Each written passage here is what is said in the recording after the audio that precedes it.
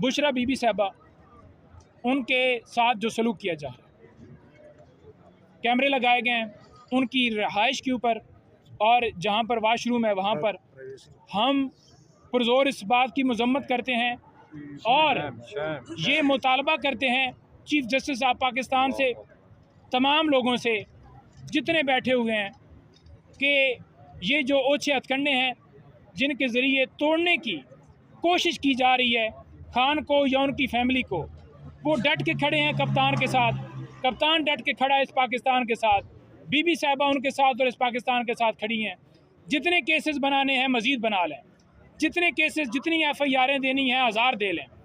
वो हम सब ये पूरा पाकिस्तान तैयार है।